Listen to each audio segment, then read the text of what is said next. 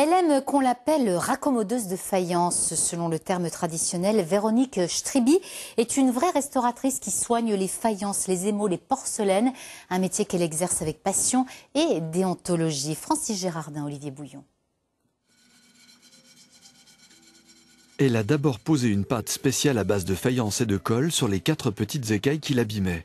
Et maintenant, elle le ponce avec des papiers de verre de plus en plus fins, jusqu'à ce que le doigt ne sente plus de différence. Après séchage, elle reconstituera le décor pour que l'œil soit abusé lui aussi. Il aura fallu plus de 2 heures de travail à Véronique pour que ce plat de Lunéville retrouve sa beauté originelle. Je crois que c'est une passion avant tout, hein. C'est un métier bien sûr, mais c'est une passion. Et oui, il faut beaucoup de temps, il faut être minutieux, il faut travailler dans le calme. Voilà, il ne faut pas être stressé.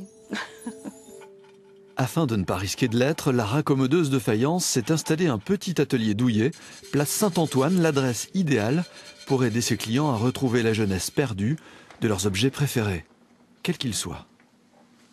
Par exemple, ici, on a un cache-pot qui est complètement éclaté. Il va falloir un petit peu remonter comme un puzzle. Ici, j'ai un chat en émaux de Longwy. Ici, un pichet en faïence, un pichet humoristique. Ici, une partie de pot à pharmacie. Donc ça, c'est de la porcelaine. Donc encore une autre pièce, une autre matière. Beaucoup de ces œuvres ont déjà fait l'objet d'une réparation plus ou moins réussie selon les techniques et les moyens de l'époque. Véronique s'applique donc à fournir un travail répondant à des règles éthiques strictes. La restauration doit être réversible et visible, comme sur cette porcelaine de Clodion. On doit retrouver à certains endroits, c'est-à-dire qu'on va laisser, par exemple, je ne sais pas, je vais peut-être choisir ce morceau-là sur cette pièce, où je vais simplement boucher, boucher, poncer et simplement faire un voile d'émail dessus. C'est-à-dire que le restaurateur ne signe pas et on doit voir, c'est-à-dire que ça fait partie de la vie de l'objet. On ne peut pas cacher, on ne peut pas faire ce qu'on appelait à une époque l'illusionnisme. Des principes qui dissuadent certains clients moins scrupuleux de faire appel à ses services. Mais pour Véronique, qui petite voulait devenir infirmière, le plus important est de continuer à soigner les belles choses.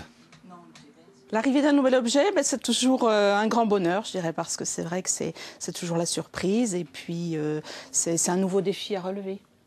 Il y a aussi ce plaisir de la transmission, je dirais, c'est-à-dire qu'on reçoit un travail qui a été fait avant.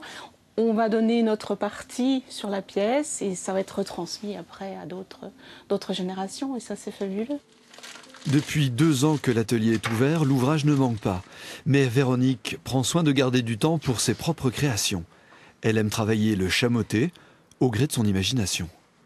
La restauration est un travail imposé et la création c'est une façon aussi de m'exprimer différemment. Et voilà, tout simplement.